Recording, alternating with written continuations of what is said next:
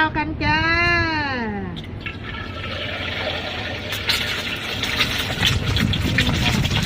เตรียมอุ่นหมูกรอบอุ่นเสร็จแล้ว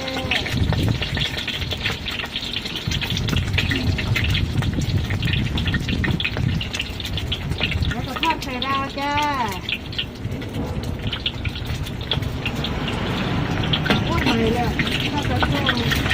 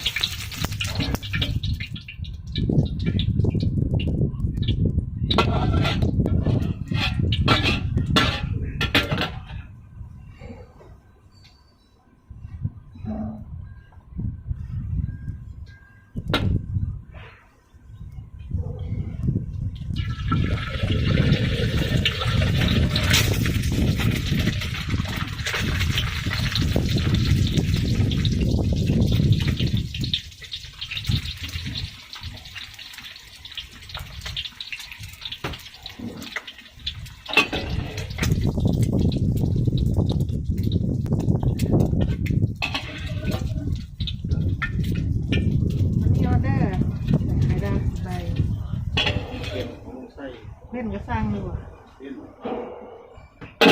อันลุงสบู่2ลุงชัย1เบน1ไหมเป็นมันนี่เขาก็ไก่ไข่ดาวกับเนื้อกระเทียมนี่ดาวอยู่บ่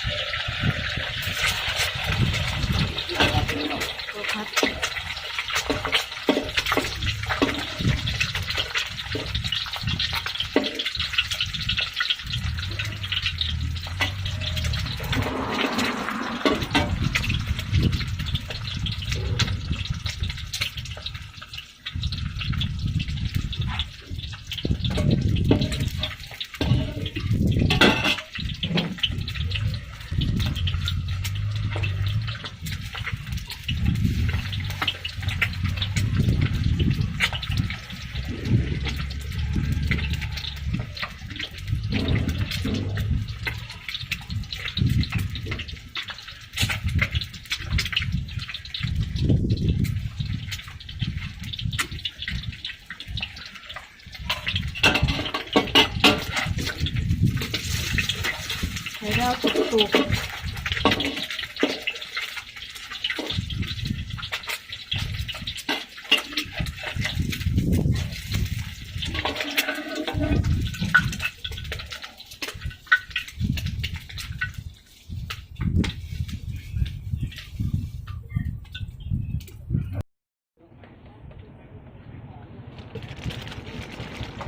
มา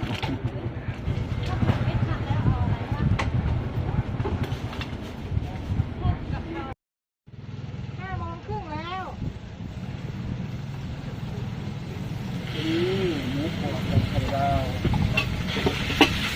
เท่าไหร่วะ55 65ใช่ไหมครับ2 ใบ 15 บาทไข่ดาว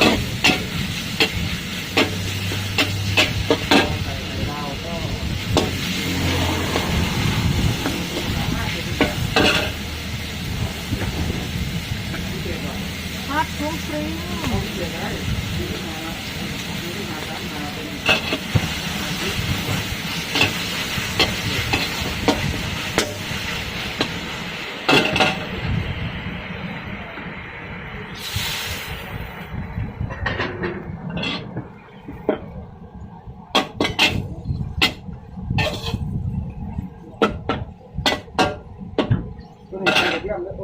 เที่ยงเด้อไม่ขาดยังดี เขียนหมูกรอบสวยๆวะ อุ้ยสงสัยเลยเพื่อ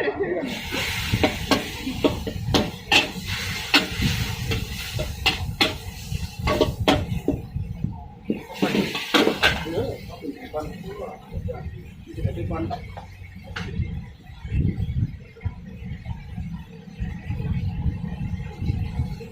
ห้องเพื่อนไปหน่อยได้ได้เลยห้องขึ้นรถเข้าไป หอยทั้งไหนวะ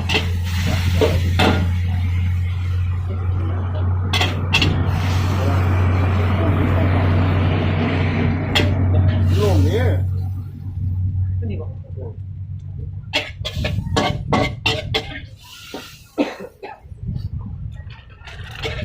น่าจะควรต้องหันที่หน้าป้าไป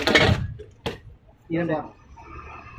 เอาไข่ดาวแบบนี้ซุกหรือว่าซุก ดูกันครับนั่นอันนี้แบบถ้ากับว่าถ้าวันทอดก็มีเพื่อนมีคนอยากกินซุกทางนี้เร็วๆมันขันมันแหละต่อเลยจ้าไล่ลูกค้านี้เราจ้ารำคาญมันจ้ามิสเตอร์เบล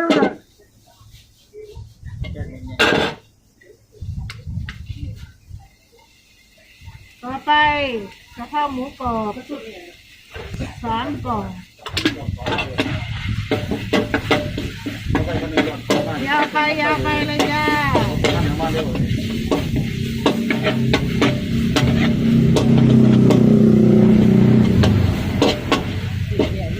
รู้แล้วพี่ต้องสอนยอมกับพิษแต่แข่งกับพิษ อะไรพิษวะฮะป้าอยู่แถวไหนเดี๋ยว นี่นะเป็นข้องคุกข้องเก่าแยกข้องที่มานี่แหละที่จากแยกไปกับตาไปหาแยกข้องเก่าข้องคุก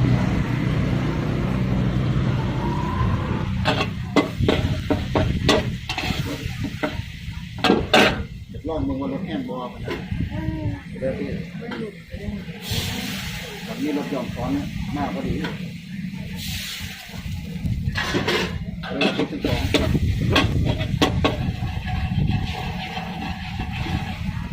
แต่ว่าพี่จอมซ้อนนี่ย่านกีฬากับปั๊บ500นี่เป็นอะไรแต่ว่าแข่งรถนี่ก็เล่นกับช่วยเลยเดี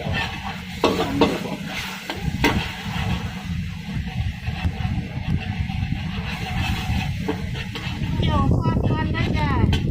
เราหมูกรอบหัวพันห้าจ้าหมูกรอบลงไปเลยจ้าเทียน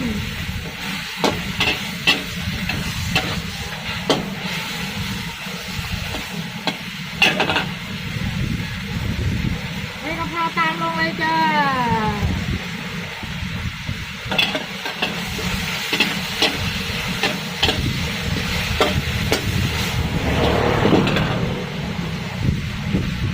เติมน้ำเปล่านิดนึงจ้า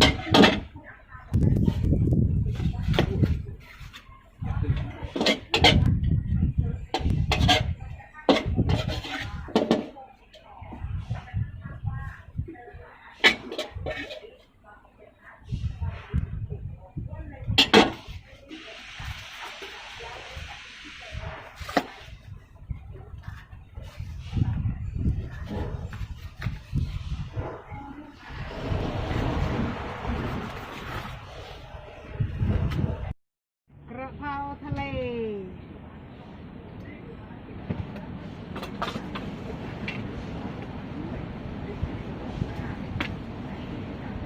ข้าวผัดกะเพราอะไรเนาะ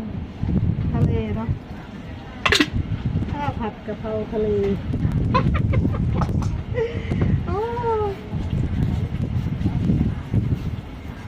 ไม่เลยประจูทำเก่งอย่าง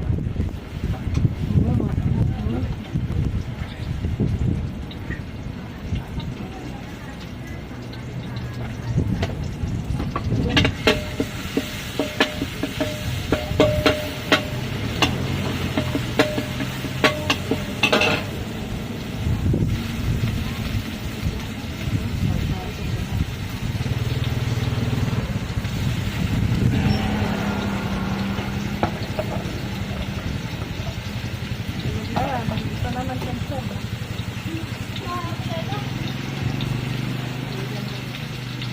ที่ว่า3 กิโลแต่แล้วจ้า3 กล่อง ไม่เหรอ ได้ ทำไมได้ไวจังกำลังว่าจะมานั่งรออยู่สอรี่ขึ้นให้ก่อนเลยนะแต่ว่าของพี่เบนจบไปแล้วขึ้นให้เลยไล่ไอ้พี่เบนหนีแล้วก็ทำต่อเลย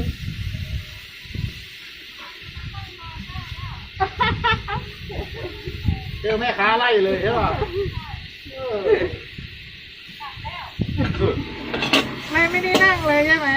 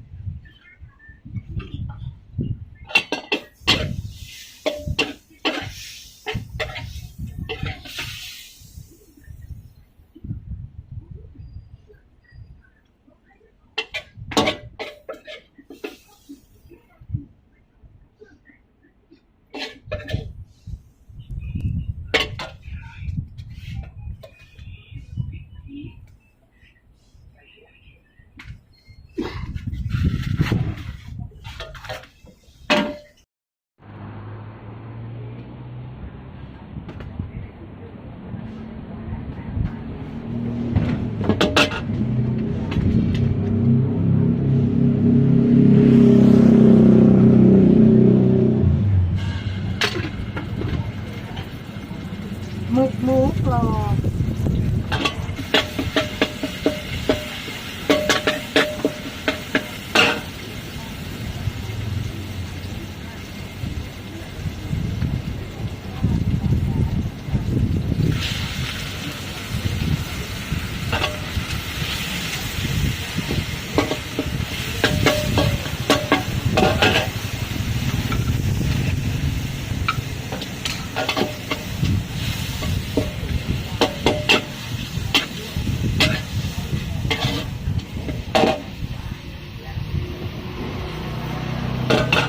มาเดี๋ยวเทสผิด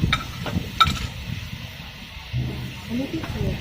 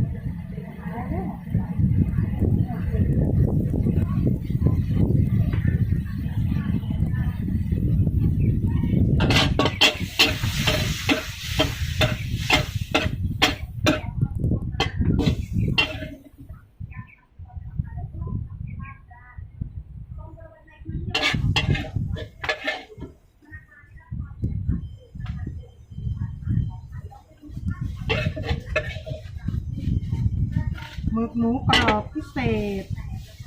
4-5จ้า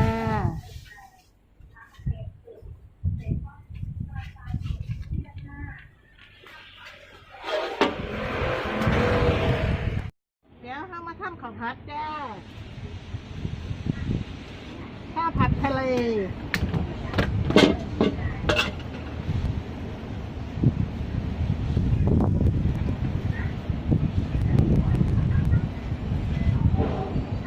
กระเทียมสับ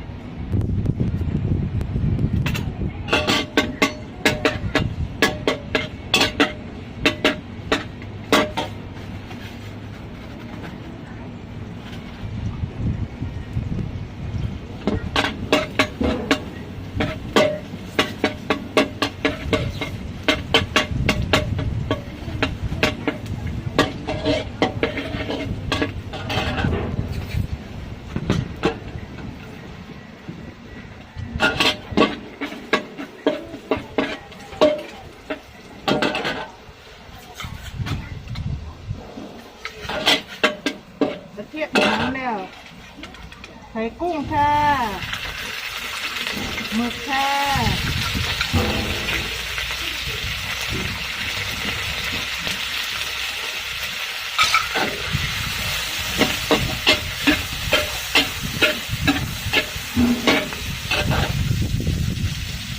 ไข่จ้า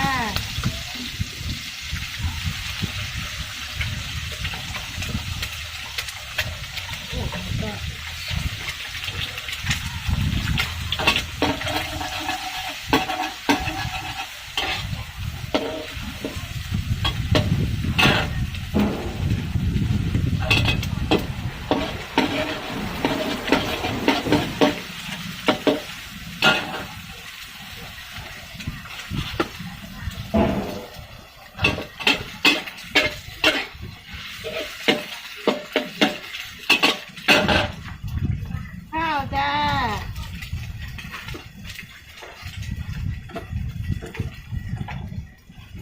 คะน้ากับหอมใหญ่จ้า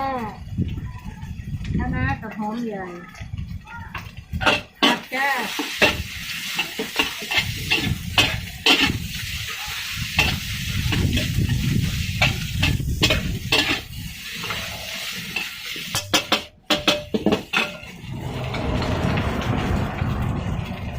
น้ำตาลทรายจ้า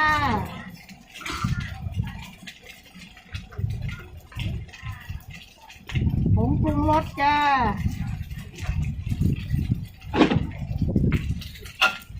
ซอสปรุงรสจ้าเวลาเห็ดข้าวผัดนี่ฮะจะใส่เครื่องปรุงที่แบบว่ามันเป็นน้ำเยอะค่ะเดี๋ยวมันสิแพ้ข้าวผัดเราจะแทนพริกไทยป่นจ้าอะไรคะผัดจ้า เอาหมูกรอบไข่ดาว2แล้วก็หมูสับไข่ดาว1ก็หมูกรอบไข่ดาว2 5 5 10 90กับ40 130 บาท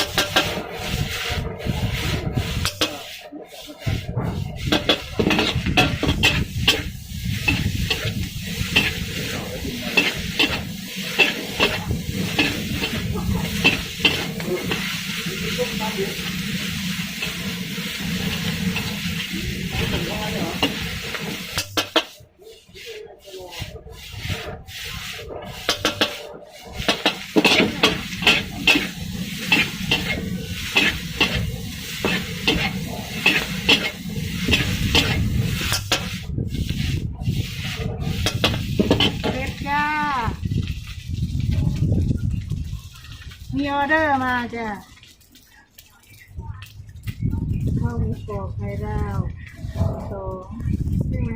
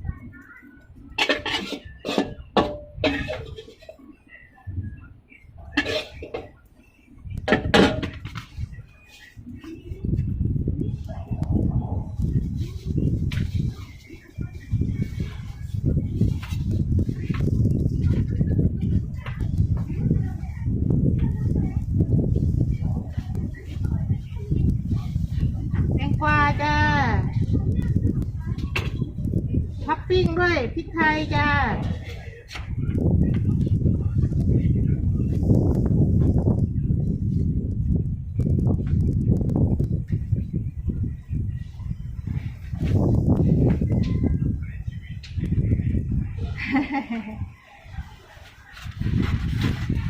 40 บาทจ้า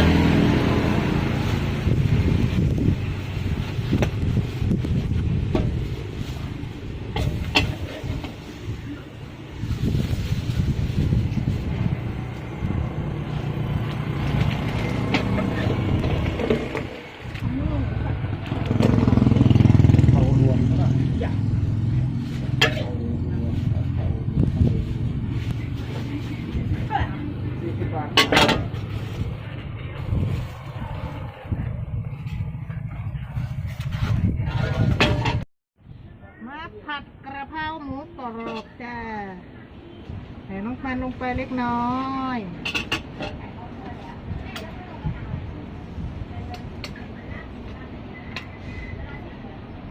พริกสดปั่นจ้าปั่นหยาบ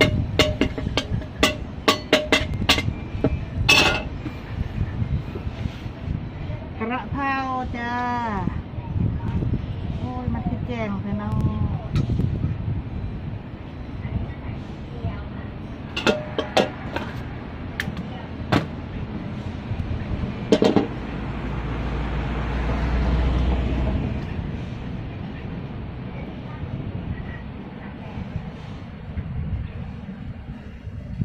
อันนี้หมูกรอบจ้า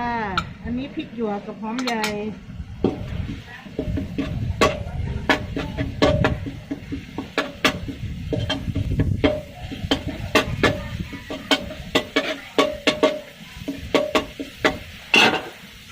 ใส่พริกหยวกลงไปก่อนจ้า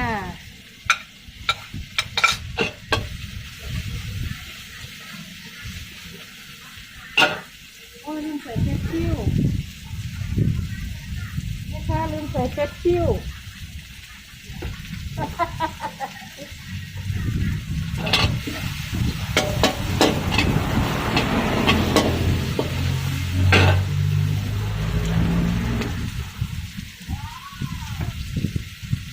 ใส่ซอสคลุกคลิ้งของเราลงไปจ้า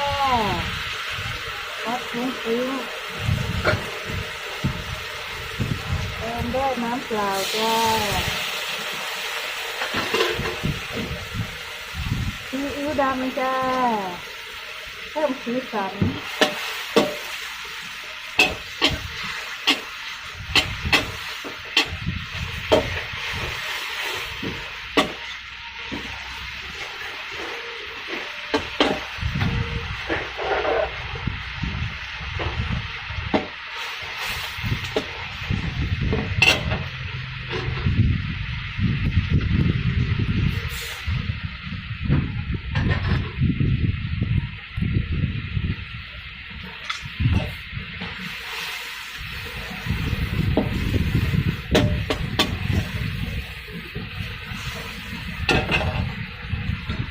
ใส่หมูกรอบจ้า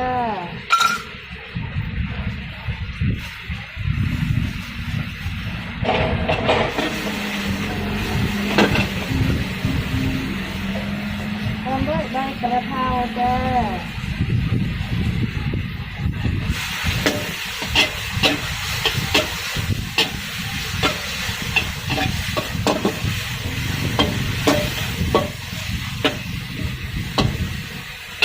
เป็นน้ำนิดเดียวลุกดิ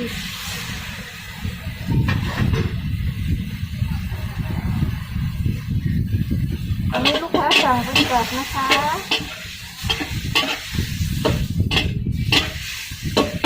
เสร็จค่ะ